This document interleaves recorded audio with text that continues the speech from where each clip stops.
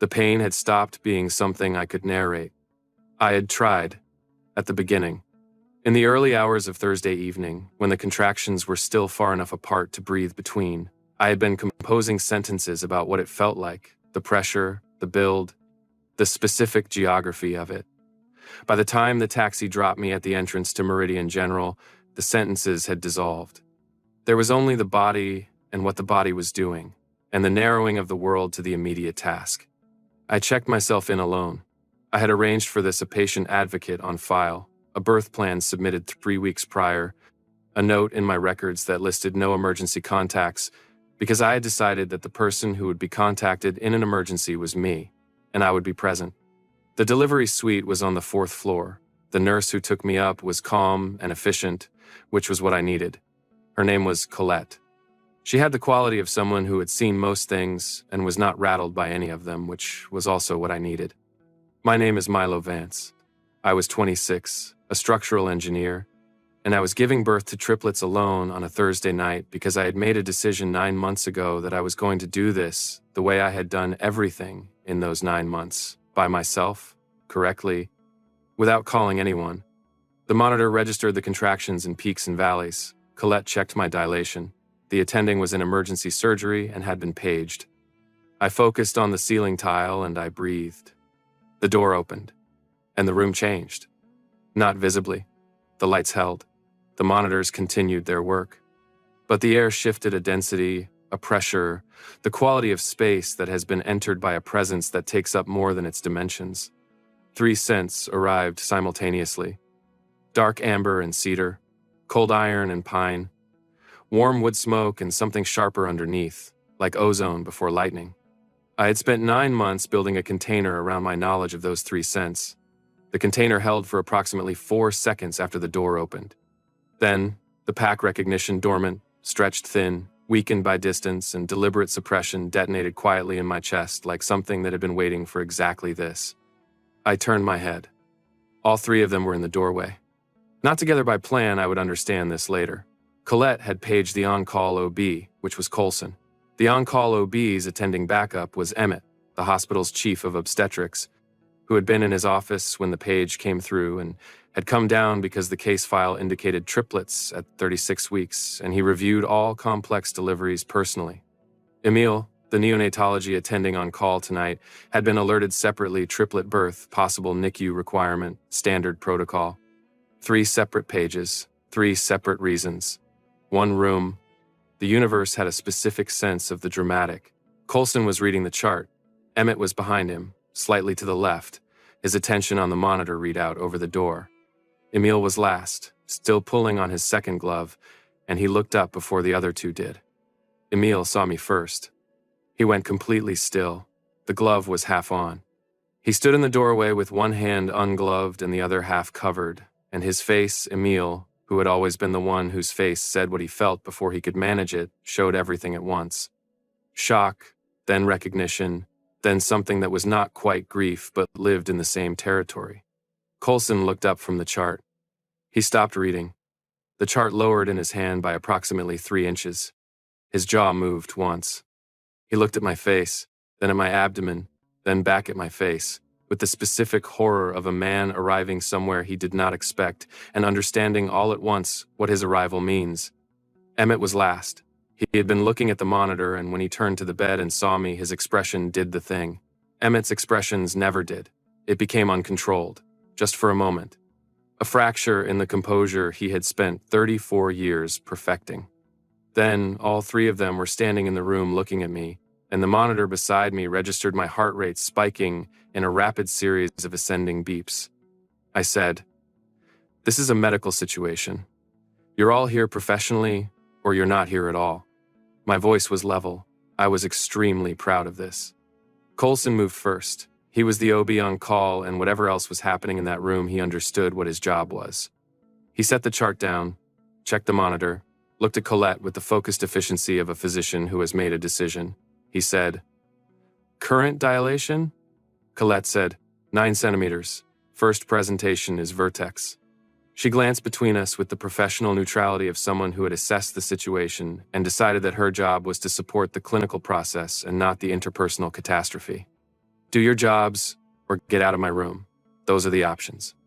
Emmett took a step toward the bed. Milo. His voice was the voice of a man who had been rehearsing apologies for 9 months and was discovering that none of them were available to him right now. Not now, I said. After. Do your jobs. He stopped walking. He closed his mouth. Coulson took the stool at the foot of the bed. Emil moved to the warmer on the right side of the room, the neonatology station, where the equipment for receiving newborns was already arranged, and finished putting on his second glove without looking at me. His hands were shaking slightly. He controlled them by the time he reached the warmer. Emmett stood near the door with his arms crossed and his face doing something complicated and said nothing, because he understood, correctly, that his role right now was oversight and presence and not the conversation he wanted to have. The labor lasted 4 hours and 50 minutes from the moment they walked in. Coulson was brilliant. This was not new information. I had known he was brilliant before any of this. Had loved him partly because of the specific way his intelligence operated, the precision of it, the absence of ego and how he used it. In the delivery room, he was everything a physician was supposed to be. Focused, calm, efficient, capable of communicating the exact amount of information needed and nothing more. He spoke to me by name. He did not pretend we were strangers. He did not perform clinical detachment in a way that erased the reality of the room. He simply did what was in front of him to do with the skill that he had spent years building, and I held on to that as an anchor, not because it meant anything had changed between us, but because it meant I was in good hands, and right now, that was sufficient. The first delivery was straightforward. Sol arrived at 40 minutes in, dark-haired, furious, immediately vocal about his opinions on the matter. Emil received him at the warmer with hands that were completely steady by then, and I watched my son's first seconds of life from across the room while Colette monitored my vitals and Emmett stood near the door watching all of it with an expression I chose not to examine. The second delivery was harder. Ren came posterior and required repositioning. 12 seconds of tense silence in the room. Coulson's hands and judgment and voice saying, "Stay with me, Milo. Stay focused." And I stayed focused because I had been staying focused for 9 months and I knew how to do it. When Ren cried, it was a different sound than Sol, lower, more considered, as if he was already deciding whether the world warranted the noise. Emil took him to the second warmer. Emmett crossed the room to look at him and then stopped himself and went back to the wall. The third delivery was the hardest. Rue arrived at 4 hours and 40 minutes, small and briefly silent, and in the silence between his birth and his first breath, the room became a different kind of place, the clinical machinery of it stripped away. Just 4 people and 1 new person, and the specific terror of waiting. Coulson worked.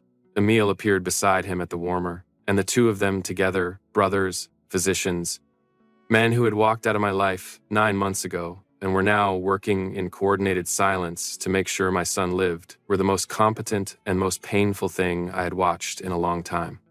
Rue cried. The sound that came out of me was not a word.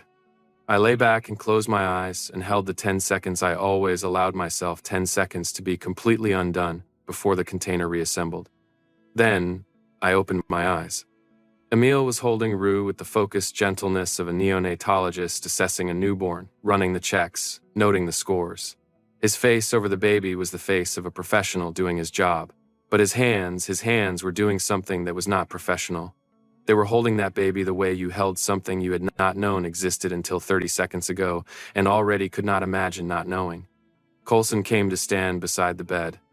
He had removed his gloves. He was not performing anything.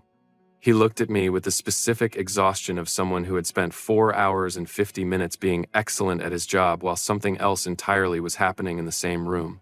He said, "You did it." I said, "I did it 9 months ago too, without any of you." He received that without deflecting. I said, "You can go write your notes. Send Emil in with the babies when he's done." He said, "Milo." I said, "Not tonight, Coulson. Tonight is theirs." He looked at me for a long moment. Then he nodded and went to write his notes. Emmett approached the bed. He stopped at what he had calculated was a respectful distance, close enough to speak, far enough to not impose. He said, "They're healthy, all 3. The scores are good." I said, "I know.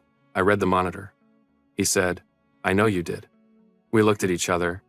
He said, "I don't know how to start." I said, "Then don't. Not tonight. He looked at the three warmers. At three small people who had not existed in the world this morning and now did, at what 9 months of his absence had produced. He said, "Are they?" I said, "Yes."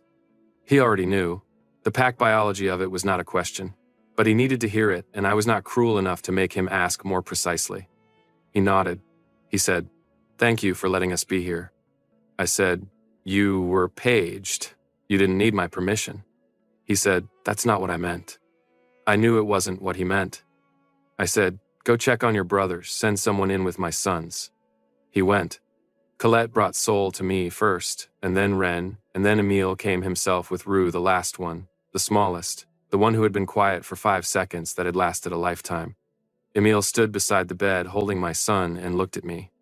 "His name is on the intake form," he said. "Rue." "Yes. That's a good name." "I know." He looked at Rue in his arms. He adjusted his hold, a small, automatic neonatologist gesture, checking weight distribution. Then he stopped doing it clinically and just held him. "I didn't know," he said, very quietly. "I know you didn't." He kept his eyes on the baby. "I'm not saying it as an excuse. I'm saying it because it's true and because I think you should know what I knew and when. I know what you knew. You knew I was pregnant. The rest is something I made the decision to handle alone." He looked up then. "Give him to me." He placed Rue in my arms with the careful precision of a neonatologist who understood exactly how to transfer a newborn, and also with something else, the care of a man handing back something he understood was not his to keep. I held all three of them in sequence and said their names to each of them and let the room be what it was. Then I told Colette to let me sleep. 3 days. I had the standard recovery period for a triplet birth without surgical complication, and I organized those 3 days with the thoroughness I brought to everything. Feeding schedules. The NICU monitoring for all 3 boys healthy, above threshold, precautionary observation only, discharge planning. The specific logistics of transporting 3 infants to an apartment that had been prepared for this moment for 6 weeks. Petra was in the waiting room for all 3 days. She brought food and supplies and the kind of friendship that did not require words or reassurance, just presence and protein. On the second afternoon, she held Ren for 3 hours while I slept. And when I woke up, she had reorganized the feeding schedule on my phone in a way that was marginally more efficient than my version, which I acknowledged without saying anything because it would have pleased her too much. Dax came on the second day, ate lunch with me, talked about a structural problem at the firm, received my feedback on it, and left. Normal. Grounding. Exactly right. The 3 alphas did not come to my room. Not because I had forbidden it, I had not. I had said nothing either way, which meant the decision was theirs to make, and they made it correctly. They understood, without being told, that arriving at my room uninvited the day after the delivery would be wrong. This was progress of a kind, though I was not prepared to call it that yet. What they did instead? Coulson documented the births with the meticulous accuracy of a physician who understood that records were permanent and made sure that everything about the delivery was correct on paper. He sent a message through the hospital system on the evening of the first day that said, "All 3 are tracking well. Growth curves are normal. Night team has your care preferences on file. Let me know if anything needs adjusting." Clinical, functional, appropriate. Emmett appeared at the NICU window on the morning of the second day. I saw him from the corridor when Colette walked me past for the morning feed. He was in his white coat, chief of obstetrics, his name on the lanyard. The institutional authority of the hospital arranged around him, and he was standing at the glass, looking at 3 bassinets with the expression of a man who had made a decision he believed was correct and was now standing in the wreckage of it. He stood there for a long time. Then he went to the nursing station and asked which room I was in. The nurse said, "Mr. Vance has requested that visitors outside his listed contacts be redirected to the patient advocate's office." Emmett said something I couldn't hear. She shook her head politely. He was the chief of obstetrics, and she was a nurse doing her job, and she did not waver, which told me something about the culture Emmett had built in this department. He had apparently trained people to follow protocol regardless of rank. He went back to the NICU corridor and sat in the chair outside it and did not leave. Emile arrived an hour later in his neonatology coat, which gave him legitimate access to the NICU floor on professional grounds, and he used that access to stand at his brother's side in the corridor rather than to push for anything he hadn't been given. He sat 2 chairs away from Emmett. They did not speak to each other. They stayed. On the morning of the third day, Emmett sent a letter through the hospital's formal communication system. Legal letterhead, he had drafted it, I suspected, the night before while sitting in that corridor chair. It said, "We are requesting formal acknowledgement on the birth records as biological fathers and an opportunity to discuss co-parenting terms at a time of your choosing and convenience. We understand you have no obligation to accommodate this request immediately or at all. We are requesting nonetheless, through whatever channel you designate." Signed, Emmett, Coulson, and Emil Voss. It was the correct way to send it. Not a plea, not an argument. A formal request through proper channels with explicit acknowledgement that the decision was mine. I gave it to Petra. I said, "Send this to my lawyer. Tell her I need a response before I leave." Petra looked at the letter, then at me. She said, "Okay." I said, "Don't." She said, "I wasn't going to say anything." I said, "You were making a face." She said, "That's just my face." She went to call my lawyer. The response I sent back was 2 sentences. Paternity acknowledged pending DNA confirmation. All further contact through legal counsel at the following address. Emmett's reply arrived within the hour. It said, "Understood. Thank you." 2 words. No argument. I filed it and went back to the feeding schedule. On the afternoon of the third day, Coulson came to my room. He knocked. He waited. He came in when I said he could. He was not in his white coat. He had come at the end of his shift, the professional context deliberately set aside. He stood near the door with his hands in his pockets and he looked at the 3 boys in their shared bassinet and he did not speak for a moment. I said, "You have 5 minutes before Petra gets back." He said, "I won't need 5 minutes." He looked at the babies. Sol was awake, processing the world with the focused attention he brought to everything. Ren was asleep. Rue was making the ascending sounds of someone building toward a complaint. "I owe you 9 months of things I cannot give back." "Yes." He moved to look at the boys in the bassinet before he said the next part. "I'm not going to try to explain the leaving tonight. That's not what this is for." "Then what is it for?" "I've been in this building for 3 days." He kept his eyes on the babies as he said it. "Not in your corridor, not pushing on anything. Just aware, every hour, that you were on this floor with 3 new people, doing it the way you did everything. Completely alone. Correctly. Without asking anyone for anything." He stopped. "I know what that cost, and I know it was my fault it cost that." I looked at him. "That's all. I'm not asking for anything." "Emmett sent a letter through legal channels," I said. Coulson turned from the bassinet. He said, "I know. That's Emmett." It was the right way to do it. Something moved in his expression. Not hope, too careful for hope. Something more provisional. "Come back when you have more than 5 minutes," I said. "Bring your brothers. Go through proper channels and we'll discuss what co-parenting looks like. But if any of you appear outside the agreed process, I will make this significantly harder than it needs to be." "Understood." He looked at the boys one more time. Then, "What are their names?" "Sol, Ren, and Rue." "Those are good names," he said. He left. I picked up Rue, who had completed his ascent to full complaint, and held him until he found what he needed and settled. I said to the room, "We are going to be fine." The room did not argue. The first 3 months were the hardest work I had ever done. This was accurate information, not complaint. I had prepared thoroughly. The apartment was organized for the reality of 3 infants. Systems were in place.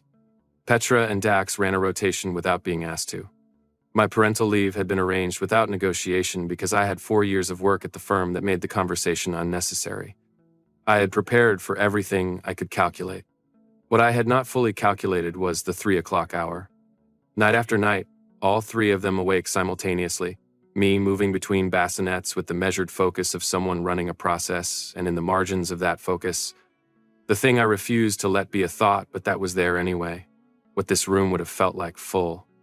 3 alphas and 1 omega and 3 pups, the pack biology of it, the warmth of what should have been here. I did not let it be a thought. I returned to the work. The legal framework was established in the first month. My lawyer and the Voss legal team negotiated with the efficiency of 2 parties who had been given clear instructions. My lawyer to protect my position completely, the Voss team to accept whatever I proposed. The result was supervised visits, twice monthly, Neutral location, mediator present. DNA testing, which was administrative rather than disputed all 3 alphas, 1 biological father per child, according to pack bond convention. The DNA results confirmed what biology had already established. Emmett and Sol, Coulson and Wren, Emil and Rue. I filed the results and moved on. The first visit was when the boys were 6 weeks old.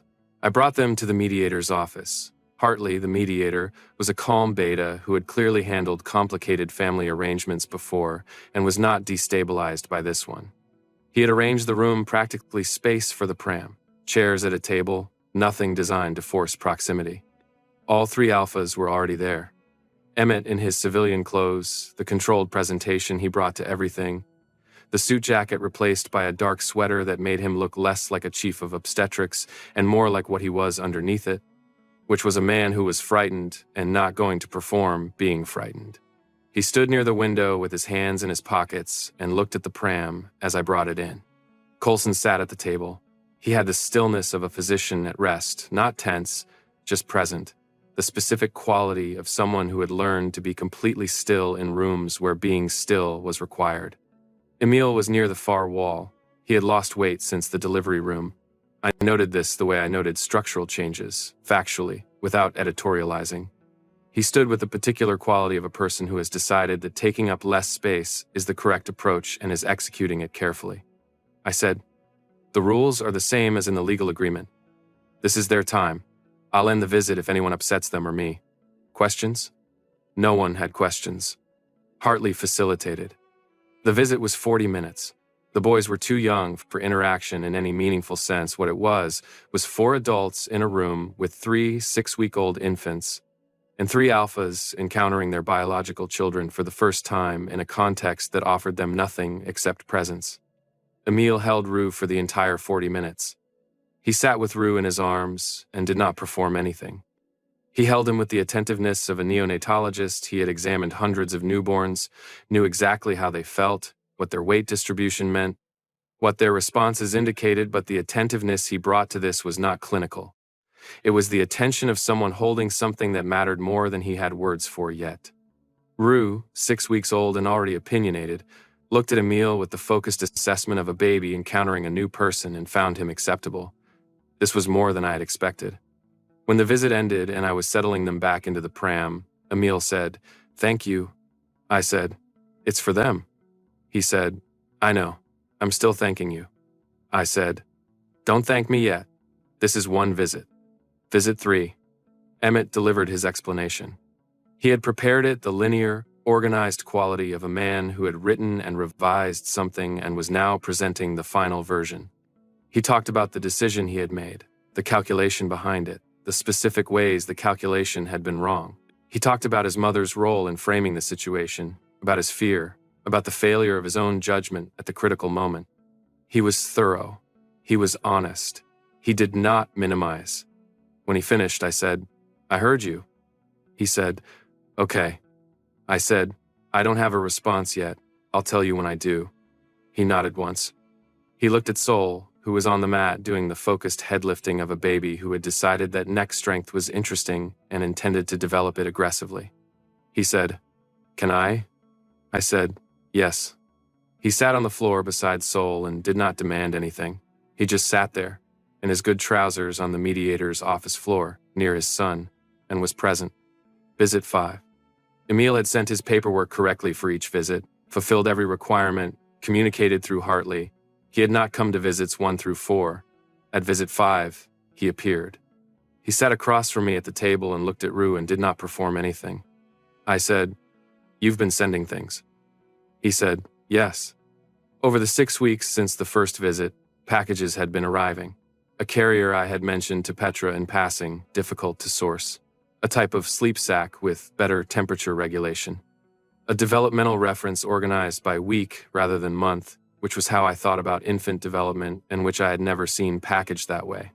Each with a note that said only the item's name and where he had found it. I said, "The carrier is good. I use it every day." He said, "I'm glad. I'm not telling you that to encourage anything. I'm telling you because it's true." He said, "I know." He went to sit with Rue for the rest of the visit. At the end, he said, I designed something. I won't show it to you now, but it exists. I said, what did you design? He said, a house for 7 people. I won't show it until you ask. I said, I might never ask. He said, I know. The conversation with Coulson that I had been anticipating happened at visit 7, when Hartley took Emmett and Emil to discuss a scheduling matter and left us alone with the boys. Saul was investigating his hands. Ren was making the pre-complaint sounds I had learned to distinguish from genuine distress. Rue was engaged in his philosophical assessment of the ceiling. Can I ask you something? Coulson said. I said, ask. Why didn't you call? When you found out, even if you expected what you got, why not call and say it? Because you had already made your decision. He leaned forward slightly, elbows on his knees. He said, we made the wrong one. I said, you made one, and I made mine. My decision was that the children were mine, and that anyone who wanted to know them would have to demonstrate they were capable of a different kind of decision than the one that produced the first. He looked at the mat where the boys were. He held that for a moment before he said anything else. You've been in this hospital since the boys were born, I said. Not in my corridor, not claiming anything, just available. I know because Colette told me, and because I could feel it through the bond. He looked up from the mat. He said, the bond is still there. I said, the bond doesn't switch off because you make a bad decision. You know that. It just goes quiet. It's not quiet anymore. He said it without inflection. Just the fact. I know it's there. Don't read it as an invitation. He held my gaze. He said, I won't. Ren had been escalating steadily through all of this. The pre-complaint had crossed into something more decided. Hold him, I said. He's building to something. Ren had reached the decision point. Coulson picked him up with the efficiency of a physician and the care of a father, and Ren settled with the immediacy of a baby who had found what his biology was looking for. I watched this happen without saying anything. After a moment, he does that for you, since the delivery room. He hears your voice before he can see you, and he turns. Coulson looked at the baby in his arms. He smells like you, he said quietly. He smells like both of us. That's what the bond does with children. He said, yes. Don't read into it. No. He held Ren for the rest of the visit. Month 3, I went back to work. Part-time first, then full, then past full, the structural review that had been waiting for me. A promotion that was presented as fait accompli when I returned. The specific velocity of someone resuming something they were built for after a period of necessary pause. I was good at my job. I had always been good at it. In the months since the pact dissolved, I had become formidably good at it. In the way people became formidably good at things when those things were among the few areas of life entirely under their control. The visits continued, twice monthly, and they were working. The boys at 3 months were beginning to respond to the people in their world in ways that were identifiable as preference. Sol tracked Emmett with the focused attention he brought to everything. Emmett was precise and systematic, and Sol appeared to recognize this as a quality worth observing. Rue reached for Emil. Ren turned his head when Coulson entered a room. I observed all of this without expressing anything about it. I observed the alphas, too. 3 physicians who had spent their professional lives learning to be present in difficult rooms were learning, with varying degrees of success, to be present in a difficult room that had nothing to do with medicine. Emmett had stopped explaining himself and started building understanding questions about the boys that showed he was thinking about them between visits, specific and informed. Emil arrived prepared, research evident, quiet in the way of someone who was paying attention rather than withdrawing. Coulson was warm and precise in the combination I had once loved and was now experiencing through the glass of maintained distance. I did not let the distance close. The bond stirred in the visits. I managed it the way I managed other physiological realities, by acknowledging it accurately and deciding, not yet. The boys knew warm and fed, and the sense of the people who came for them. They were content. I was building something. The shape was still emerging, but I was building it the way I built everything, from the foundation up, with the correct materials, according to plans I had drawn myself.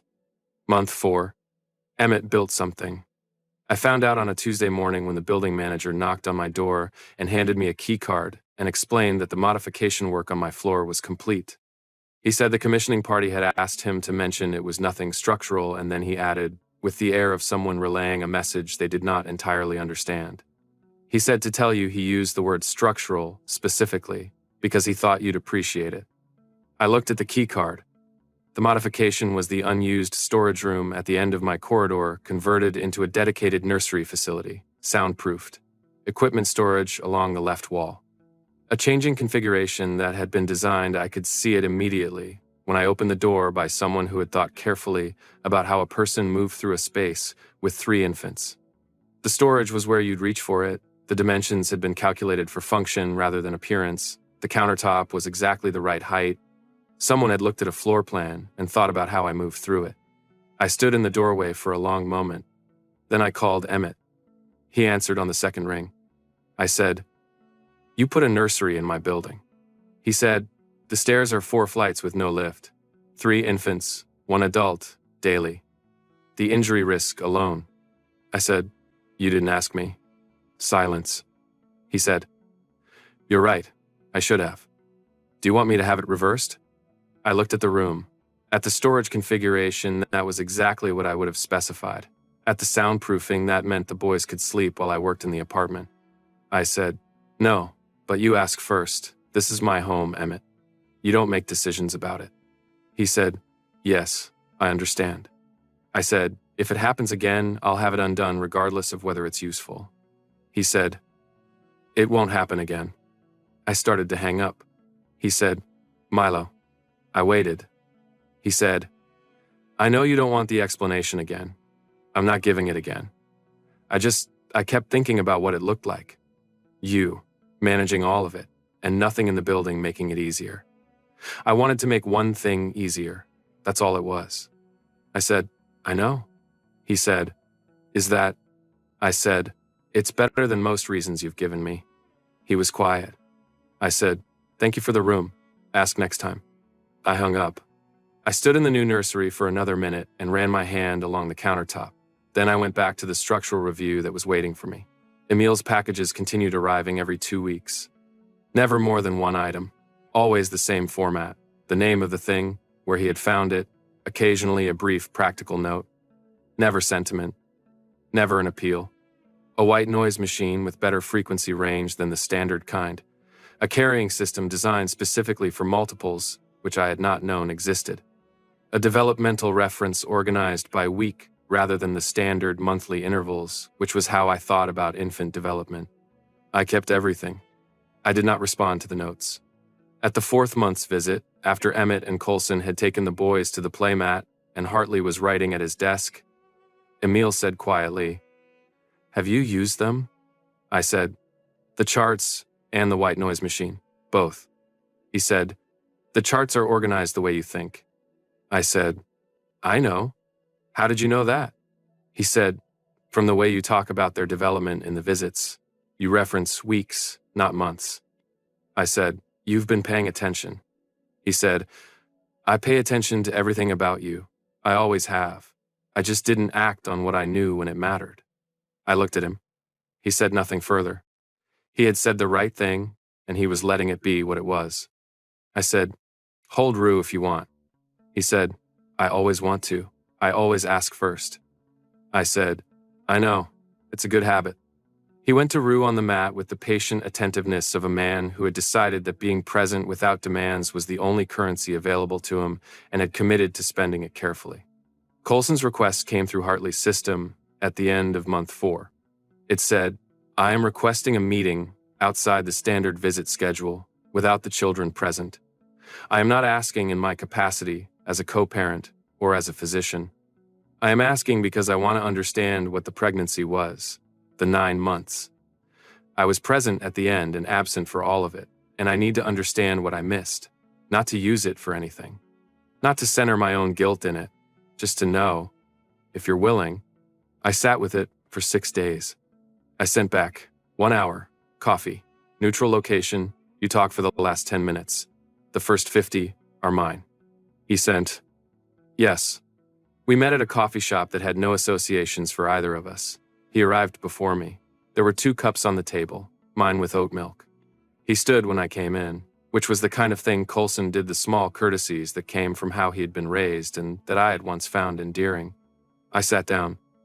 I said, "I'm going to tell you what the 9 months were. You're going to listen without managing it or contextualizing it. When I'm done, you have 10 minutes. He said, "Yes." I told him. The week I found out, standing in my bathroom with a test in my hand, doing the math of what my life had just become. The first trimester, working through the nausea because there was no one to take anything from me, and no option of not working. The specific loneliness of coming home to a space that still carried the faint scent of 3 people who had decided to leave it. The night at 30 weeks, when my blood pressure spiked, I drove myself to the emergency room at 2 in the morning because there was no one to call. I sat in triage alone, was observed and cleared, drove home alone, and assembled the 3rd crib at 4 in the morning because I could not sleep and needed something to do with my hands. The week before the birth, the weight of 9 months of managing everything, arriving as exhaustion that had nowhere to go, packing the hospital bag alone. The first contraction in the hospital car park, leaning against my car door for 45 seconds before I could walk. I told him all of it without softening it and without making it about them. It was mine. I was telling it because he had asked correctly, and because I had been carrying it in a sealed container for 9 months, and the container had been making things heavier. When I finished, he sat with it. Then he said, "The night at 30 weeks. Yes." "Which hospital?" His voice was careful. "St. Agatha's, across the city." Coulson set his coffee cup down on the table. He said, "I was on call at Meridian that night." I said, "I know." He looked at the window. Not at me. At the street outside, the ordinary Thursday traffic, he said, "You were 2 miles away." "Yes, you're 10 minutes. He drew a slow breath and turned back. "I want to skip the guilt, because you told me not to center it." He looked at his hands on the table for a moment, then up. "What I want to say is that I spent 9 months telling myself you were fine, that you were capable, which is true, and that capable meant fine, which is not the same thing. What you just described is not fine. Not because you failed at anything, but no one should carry what you described alone. And I told myself a story that let me not think about it. What was the story? That I didn't deserve to come back until I'd figured out how to deserve it. That waiting was a form of respect." He said it flatly, without defense. It was a way of making my absence about my own process instead of about you. We sat with that. The coffee shop moved around us, someone ordering at the counter, a door opening to the street, the ordinary sounds of a place that had no history with either of us. "Your 10 minutes are up." He said, "I know." I stood. At the door I stopped. "Ren turns his head when he hears your voice," I said. "Before he can see you, he hears it, and he turns." Coulson did not speak. "I'm not telling you that because it means anything yet. I'm telling you because you should have the information." I left. Outside, I stood in the autumn air with my hands in my pockets and thought 2 things simultaneously. I am still angry, and I am tired of carrying all of it sealed up. These were not incompatible. I filed both and went home. Month 6. Emmett called on a Wednesday evening. Directly. Not through Hartley. "My mother called this afternoon," he said. "What did she say?" "She heard about the co-parenting arrangement." She used the word complicated several times. "She suggested a clean legal arrangement with minimal contact would be better for everyone." Then his voice shifted slightly, quoting, "attempting to rebuild something that has already demonstrated its instability." "What did you tell her?" "That it was not her concern." A pause. "I'm calling you because I made a decision before based on external input without consulting you. I won't do that again. I wanted you to hear this from me before you heard it from anywhere else." I said, "She's the one who built the framework for why you left?" He said, "Yes. She didn't lie to us. She presented real information in a frame designed to produce a particular outcome. I understood that about 3 months after I made the decision I could not unmake, and I have been living with that understanding since." "What did you say to her today?" "That the pack bond exists, the children exist, and Milo makes the decisions about what happens from here. Not me, and certainly not her." I stood up and walked to the window. The boys were down the hall, asleep. The apartment was quiet in the way apartments were quiet, in the middle of an evening that had not expected to turn into this. I held the phone and looked at the street below. He said, "I should have said that before we left. I know that. I'm saying it now because I want you to know I said it. Thank you for calling. Can I ask you something? You can ask. Why did you stay in the city? You changed firms, moved apartments, but you never went far. You were never difficult to find for someone genuinely looking. Why? I thought about it. Because I didn't do anything wrong, I said. I was not going to build a life around hiding from people who had wronged me. And because I knew that the children would eventually want to know where they came from. I wasn't going to make that impossible. I was going to make it require effort. It required effort, he said. Good. The street below was doing what streets did in the middle of the week, indifferent to the conversation happening above it. I waited before I said the next thing, because it required saying correctly. What you've become in the past 6 months is different from what you were when you made that decision, I said. I've been watching it. I'm not telling you what it means yet. I'm telling you that I see it. He was quiet for a long moment. That's more than I expected, he said. I know. Don't do anything with it yet. I hung up. I stood at the window for a while after, with the boys asleep down the hall and the city doing its indifferent work outside. What I had just said was true. What it meant was something I was not ready to decide. Month 7. Petra said, over dinner, "You're different." I said, "Different? How?" She said, "Less like everything is behind glass. Like things are actually in the room with you now." I said, "I'm not less angry." She said, "I didn't say that. I said less sealed off. The visits you come home from them differently than you used to." I said, "They've gotten better at being present." She said, "And you've gotten better at letting them be present." She picked up her fork. I'm not making a case for anything. I just noticed things. I did not argue with her. She was right that something had shifted. Not in my position, the children had fathers who were earning the right to be known by their children, and that was what was happening. But the quality of it had changed. Emmett had stopped explaining himself and started building knowledge questions between visits that showed he had been thinking, preparation that was genuine rather than performed. Emil had begun speaking more, the careful wall presence evolving into someone who offered observations, asked questions, had a very long and specific conversation about the structural properties of block towers that I found I was honest enough to acknowledge this genuinely interesting. Coulson, after the coffee shop, had settled into something more direct. The guilt management had relaxed into simple presence. He showed up to visits as himself, which was warm and precise and entirely focused on what was in front of him, and what was in front of him was Ren, and Ren turned his head every time. I observed all of this from my maintained distance. But I observed it. Month 8. I sent one message to all 3 of them on a Sunday evening, not through Hartley, their numbers, directly. Come to my apartment next Saturday morning. Bring nothing. Just come. 3 responses arrived within minutes. Emmett, we'll be there. Emil, yes. Coulson, what time? I sent the time and address, my real address, my home, and said nothing further. They arrived together on Saturday, which I had not specified but understood. They were a unit. Some things did not change. Petra let them in and left. The boys were in their room. This conversation needed to happen without them in it. I sat across from all 3 of them. I said, I'm going to say what I need to say. I need you to hear all of it before anyone responds. No one argued. They had learned, in 8 months of visits, when listening was the only correct thing to do.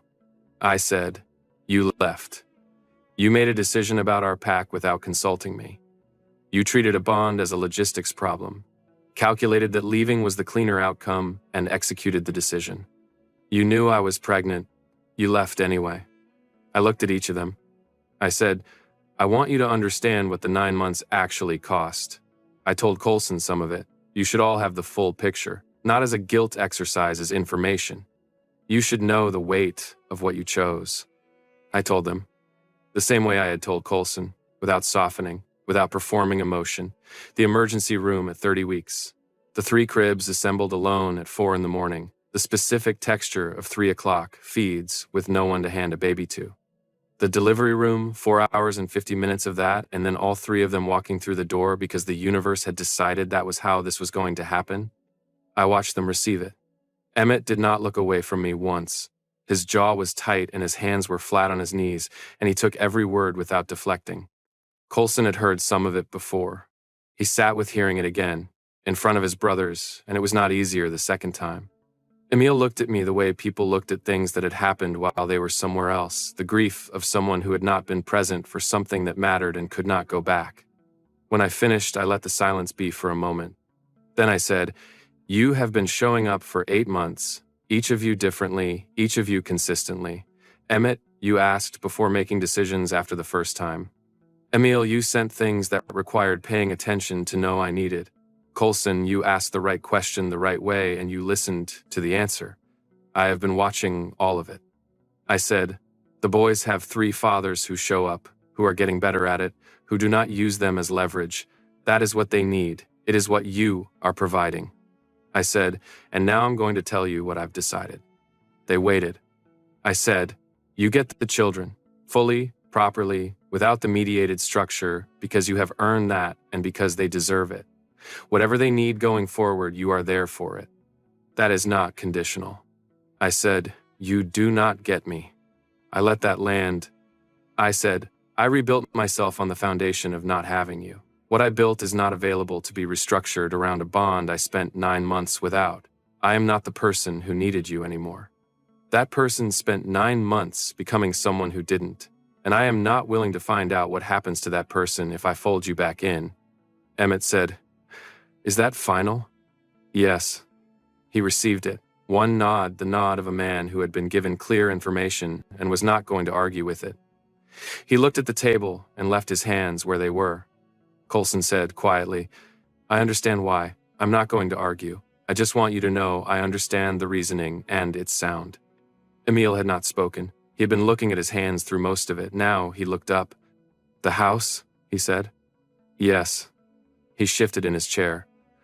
"I keep drawing it. Every few weeks I revise it. It's different now than it was at the beginning, bigger, in the ways that matter." He paused, looking at the table again, then back. "I know you might never ask. I know what you just said. I'm telling you it exists because that's how you operate and I want you to have the information." I looked at him for a moment. "Roll up the plans," I said. "Put them in a drawer. If I ever want to see them, I will ask." He said, "Okay. I mean that as a possibility, not a promise. I'm being clear, not kind." He said, "I know the difference." I stood. "The boys are in their room. Go spend time with them. That's what Saturday is for now." I went to the kitchen. Behind me, I heard the sound of 3 men arriving at something solid, not what they had wanted, but something they could build from. The quality of an ending that was also a set of terms. A few minutes later, Sol appeared in the kitchen doorway, dragging his rabbit. He said, "Daddy, Emmett is building a tower wrong." I said, "Wrong how?" He said, "The base is too narrow." I told him, but he says his way is fine. I said, "Tell him a structural engineer taught you that a narrow base is the most common foundation failure mode." Saul looked at me with the focused interest of a child receiving useful data. He said, "What's a foundation failure mode?" I said, "When the bottom can't hold the weight of the top." He thought about it. He said, "Like when things fall down." I said, "Like when things fall down." He turned and ran back to the living room. I heard him say with full authority, "My daddy says narrow bases are foundation failure modes." A pause. Then Emmett's voice, unhurried, "He's right. Let me fix the base." I drank my tea. The months after that Saturday had a different quality. The mediated structure was replaced, at my initiative, with a direct co-parenting arrangement. Shared calendar, communication channel, a rotation that had developed organically from the original framework into something that fit the actual shape of our lives. The alphas came twice a week. Tuesday evenings and Saturday mornings on rotation, one of them at a time. Sunday afternoons were mine, the boys, and me, not negotiable. It worked, more cleanly than I had anticipated. Emmett had stopped demonstrating and simply become present, the evolution of a man who had decided that showing up consistently was the practice, and practiced it. He fixed the block tower base. He texted once to ask whether Sol had mentioned swimming lessons, because Sol had said something at a Tuesday visit. I said yes, and Emmett enrolled him in the right program and sent me the schedule. Emil brought his sketchbook to visits. He drew the boys. He drew the apartment, the proportions, the light, the specific angle of the kitchen window where the morning came in best, which was an angle I had chosen deliberately when I arranged the furniture. I saw one of these sketches once. He had been paying attention to how I lived in my space. Coulson, on his Tuesday evenings, had developed a habit of staying after the boys were down to help close out the evening. He washed dishes with the focused efficiency of a man performing a task correctly, and we talked about the boys, about work, about the structural problem I was navigating at the firm, which he asked about because he had remembered I'd mentioned it the previous week. He was a good listener. He'd always been a good listener. I was aware of this. I was managing my awareness of it with the same precision I managed everything else, which was accurately and without commitment. One Tuesday, standing at the sink, Coulson said, "The partnership came through." I said, "Last week." He said, "Congratulations." Genuinely. I said, "Thank you." He said, "You built something remarkable. In 9 months, carrying everything at once, you built it from the beginning." I said, "I've been building from the beginning my whole life." He said, "I know. I'm saying I see it clearly now. Not because it means anything between us, because it's true, and you should hear it said plainly." I looked at him. I said, "Thank you." He went back to drying. The evening had the warmth of a space that two people have inhabited long enough to be comfortable in. My biology registered it. I held that awareness at arm's length and made no decisions based on it. But I didn't dismiss it either. The boys turned 4 on a Thursday. I had rented the community room in the building. 12 4-year-olds, organized chaos, cake with the specific structural instability of too many candles. I had arranged the logistics with the thoroughness I brought to organizational tasks, which meant the party was well-designed and ran on schedule, which was not something most children's birthday parties could claim. All 3 alphas came. Emmett ran the structured activity with the organized authority of a man who had decided that birthday parties were a project requiring a project manager. The children listened to him, with a compliance they did not give anyone else, which made Sol visibly proud. Emil sat with the overwhelmed children, the ones for whom 12 4-year-olds was too much, and drew with them at the quiet table in the corner, showing a child how to draw a house with correct proportions, patient, focused, entirely himself. Coulson chased Ren around the room for 20 minutes, because that was what Ren wanted, and Coulson had the stamina for it, and the judgment to know that sometimes the right medical decision was to let the patient run. I stood at the edge of it and watched. My colleague Dax appeared beside me with cake. He said, "This works." I said, "It does." He said, "You built it." I said, "We all maintain it. I designed it." He said, "That's what I meant." He was quiet for a moment. Then, "Are you happy?" I thought about the question with the seriousness it deserved. I said, "I have a partnership at a firm I'm proud of. I have 3 children who are developing into people I find genuinely interesting. I have a co-parenting arrangement that functions and 3 men who show up for their children and respect the terms we established. I have my apartment, which is mine." I said, "Yes, I'm happy." He said, "No qualifiers?" I said, "No qualifiers." He said, "And them?" I looked at the 3 of them, Emmett explaining the rules of the next game with the seriousness of a man delivering a clinical briefing. Emil, who had produced his sketchbook and was now drawing the birthday scene around him, the children, the chaos, the room, all of it rendered in his precise architectural lines. Coulson on the floor with Ren on his shoulders, undignified and clearly fine with it. I said, "They are good fathers." Dax said, "And," I said, "and that's what I decided they would get to be. That's what they are." He looked at me the way old friends looked when they thought you were leaving something out. I said, "I'm still deciding some things. When I've decided them, I'll know. Until then, I'm here. And this is good. And that's enough." He accepted this because he knew me well enough to know it was the most honest answer I had. He handed me the cake and went to get his own. Across the room, Emil had turned his sketchbook so that Rue could see what was on the page. Rue, 3 years old and already his father's son, in the way he looked at things carefully, from multiple angles, with the patience to look twice, was tracing the lines with one finger. I crossed the room. Emil looked up from the sketchbook. He closed it, which was not something he usually did. He left drawings open, unfinished, available. He closed this one. "The house," I said. He said, "Yes. I'd like to see the plans." He held my gaze. His hands were flat on the closed sketchbook. "When?" he said. When you're ready to show them. I've been ready for 3 years. I know. I wasn't. I am now. He nodded once, not extracting a promise from it, not performing relief. Just receiving the information for what it was, a door that had been kept closed, opened a fraction by the person who had always held the key and was choosing, now, to use it. I went back to the edge of the room. Sol found me 10 minutes later. He pressed his face into my side and said, "Daddy, this is the best birthday." I said, "Is it?" He said, "All our dads are here, and you're here, and our friends are here." He looked up at me with his father's eyes in my face. "That's everything." I put my arm around him. I said, "Yes, that's everything." Outside the windows, the city was doing what it did on Thursday afternoons, indifferent and continuous. Inside, a 4-year-old had just accurately named what mattered, which was not a small thing. I had built this.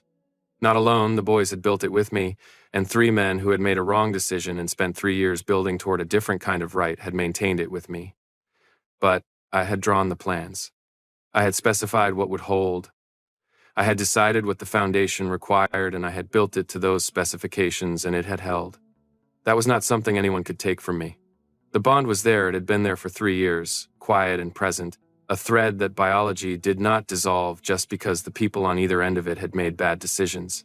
I was aware of it the way I was aware of load-bearing elements in a building, not constantly, but when I paid attention, and with respect for what it could and could not do. What it could do was carry weight. What it could not do was replace the decision about whether to let it. That decision was mine. It had always been mine. I had made one version of it on the Saturday of month 8, and I was, now, 3 years later, in the process of making another one. Not the same one. A different one, built on a different foundation, one that had been tested over 3 years and had not failed. I was an engineer. I knew the difference between a structure that had not been tested